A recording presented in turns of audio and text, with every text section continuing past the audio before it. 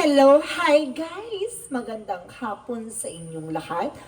This is Chin Rodriguez from my Sagari channel, a faith healer, also matarders. So ngayong linggong to, tingnan natin ang sabihin sa iyo ng ating mga gabay. So this is a weekly gabay for the month of March 15 hanggang March 21 for this sign of Cancer yan. So Cancer, welcome to my channel. Ano kayang messages, advices ng Spirit Guides ang ating masasaga for today's video? Ganun naman kayang energy o kaganapan sa buhay ng mga Cancerian ng ating mga hagilap. So guys, this reading is a general reading lamang, hindi lahat makaka-resonate. Kunin lamang po ang makaka-relate sa inyo and comment down below kung kaninong energy ang ating nasaga. And of course, don't forget to like and subscribe my channel and hit the notification bell for more videos updated. And of course, maraming salamat po sa mga walang sawang pagsuporta sa aking channel. Lalong-lalo na yung hindi nag-i-skip ng ads, naway pagpalain kayo ng Diyos at may kapal, siksik-liglig na gumapaw na biyayang manong-balik sa inyo. So guys, let's see what is the messages, advices sa inyo ng ating mga gabay.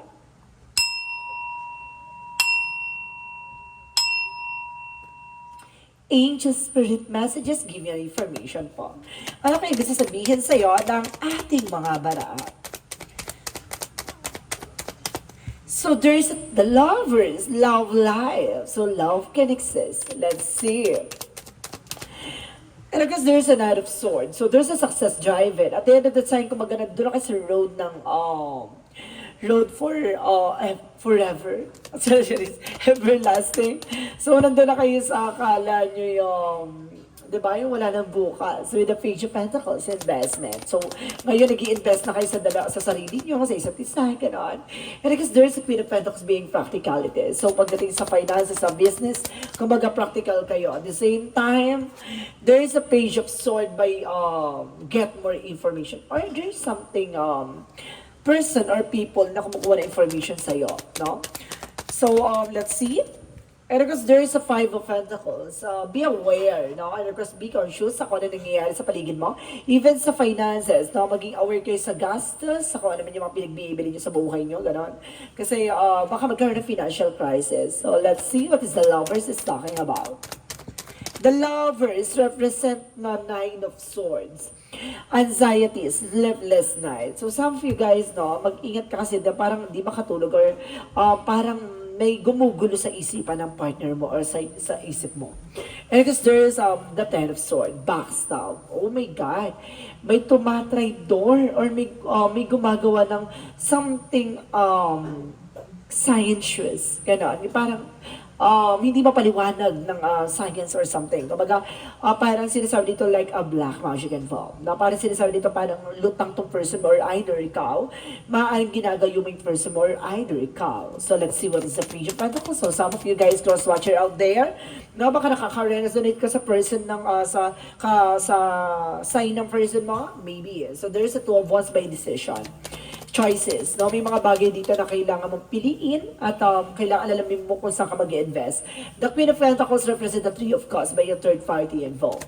So, be aware na pagdating sa mga bagay-bagay sa paligid mo, mamaya nililin lang ka ng mga tao sa paligid mo, yung pala it's a third party. Maaring siya pala yung nagdudulot ng iyong eksena. No? Maaring inggit siya or ambisyosa siya. And because there is a full card with a leap of faith, there is a new beginning coming in for you. No, parang maaaring nagsisimula pa lang, no? Yung eksena na to. And because there's a Knight of Pentacles is a blossoming abundance. At the end of the time, magiging masagana na at magiging maayos sa finances nyo. No? So let's see what is the Lovers and Knight of Swords. Ano kaganapan na to with the Three of Wands? So waiting for result, waiting for a shift. So ibig sabihin talaga na may mga bagay na hinihintay na lang yung resulta. So ibig sabihin kailangan mo i-cleansing ang person or either ikaw. No? So let's see what is the Knight of Swords. Because the Knight of Swords because the Ten of Swords. Clarification with the Knight of Wands, slow and steady. Kaya yung person mo kapag parang bigla siyang nagkakaroon ng impatient. Na parang mainitin ang ulo niya or something, sa of nowhere, parang bigla kumbaga Kumbaga nagiging ano siya, bugnutin, ganon. So let's see what is the Page of Pentacles and the Two of Wands. Reference to the Ace of Pentacles. So there's a big money, big opportunities. So may malaking papasok na pasabog dito sa'yo na magdadala ng something incredible, and something new and changes. And of course, guys, there's a Queen of Pentacles and the Three of Cups to represent the Seven of Wands, protection. Kumbaga, protection na yung sarili mo, even your grounds, territory, finances, career, love life, so on. So, kailangan proteksyonan mo. Pangalagaan mo kung ano man ang meron ka. Sabihin mo dyan, akin lang ang asawa ko. Ganon. So, let's see what is the Page of Swords in the full card. So there's a judgment, a wake-up call. So this is a parang paalala, no? Na kumbaga may mga pinagkakatiwalaan ka na minsan pag-isipan mo na maging aware ka rin, no? Kasi baka dahil sa sobrang taas ang tiwala mo sa kanya ay maaaring ginigangster ka na niya. So let's see what is the Five of Pentacles and the Nine of Pentacles. Represent the Tower moment.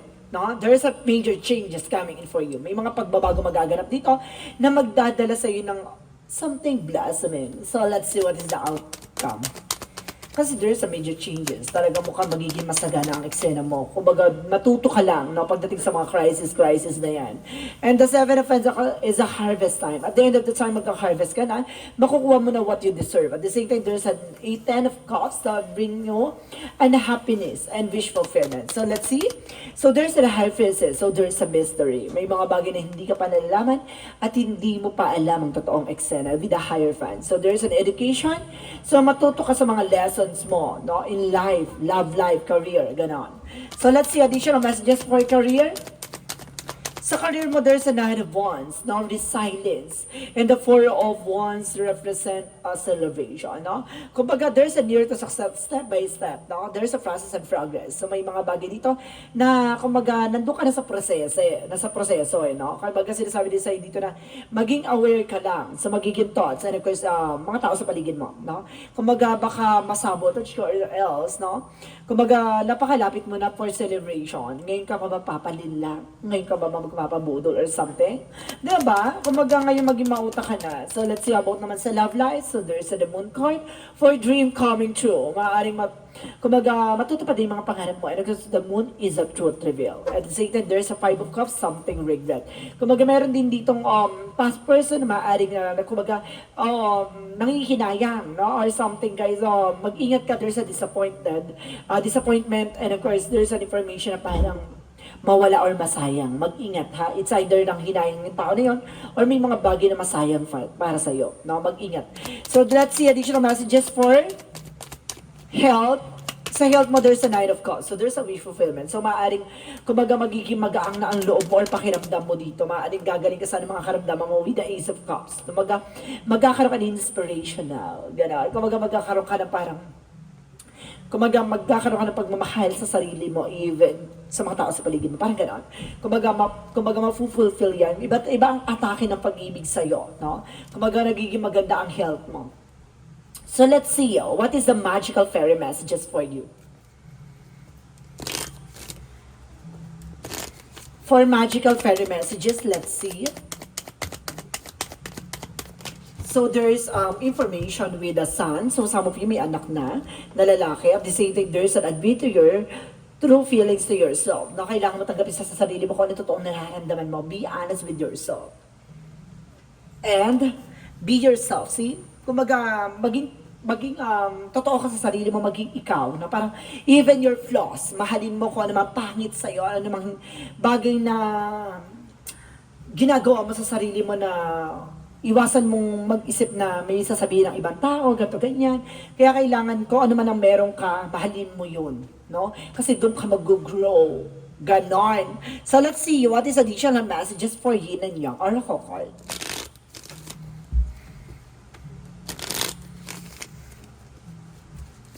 For Yin and Yang Oracle card represent growth. So there's a growth and expansion. So maaaring papalawakin na ang kaalaman mo and even your territory and finances. And there's an higher self and there's an activation. Maaaring kumbaga, tumatalas na ang iyong intuitions, no? Ang iyong visions.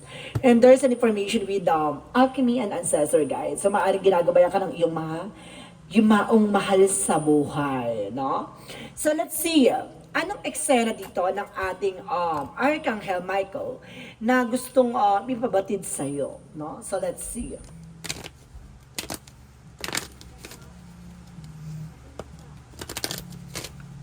Let's see, what is Archangel Michael messages? So, this is your life purpose. Maaring ito yung purpose mo sa buhay, no? Ang matuto, no? At maging totoo sa sarili mo with the self-respect. Respetuhin mo yung sarili mo.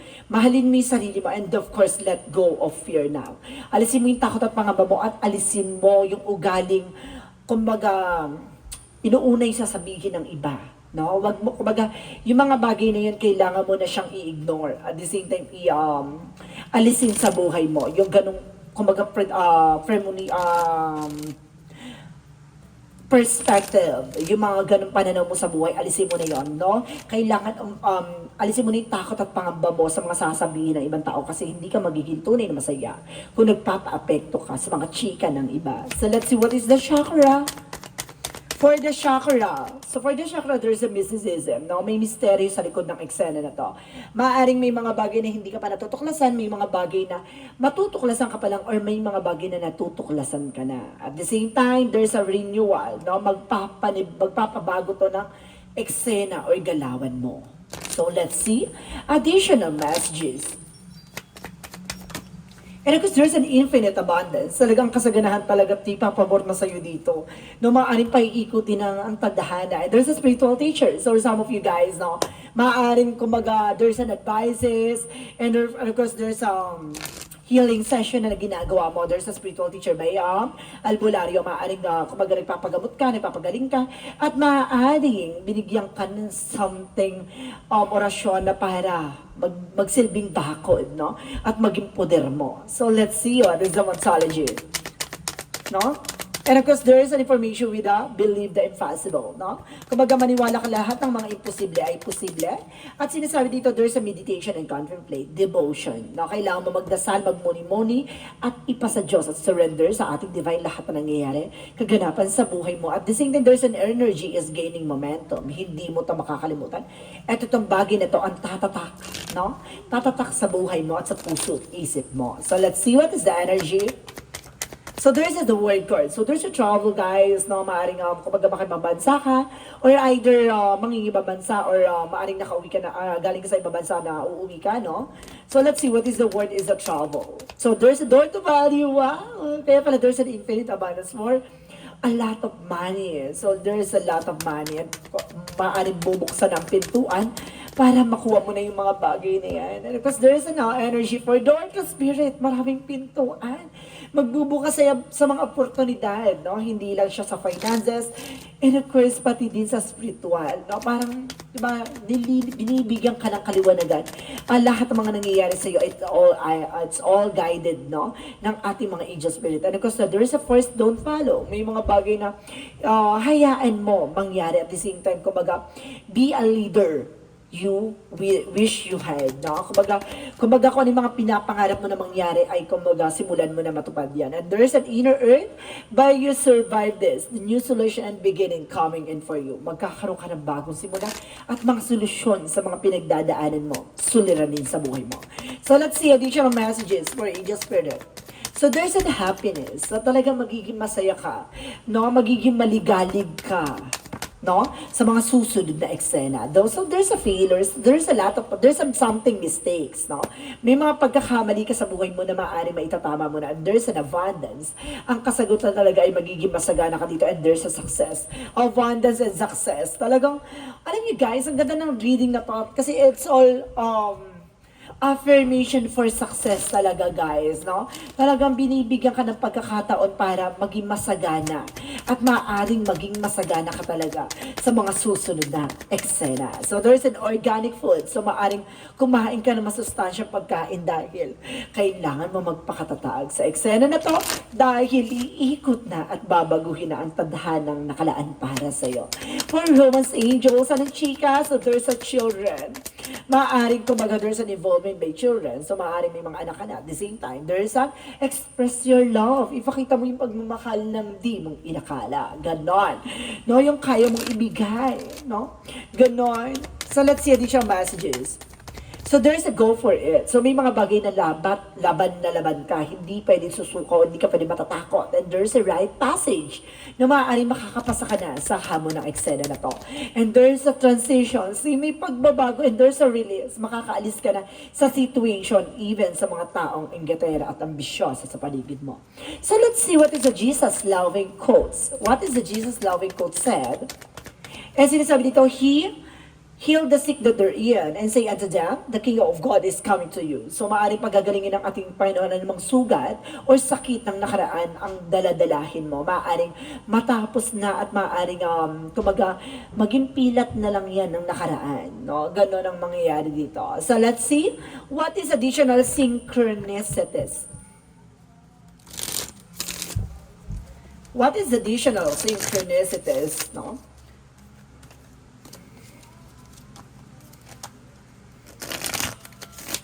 Okay, let's see. Oh my goodness. So there's a synchronicity. So talaga may binibigyan ka ng mensahe. No, binibigyan ka ng angel signs. And there's an information with joy, kaligayahan. No? One last card more. So sinasabi rin dito, there is a night vision. So talagang pinapatalas ang iyong intuition, no? Sa, maaaring sa gabi to, madalas sa panaginip, no? Maaaring pumapasok to talaga sa iyo. No, maaaring binibigyan ka ng sign or synchronicity yung maunawaan ang mga bagay na dapat mangyari.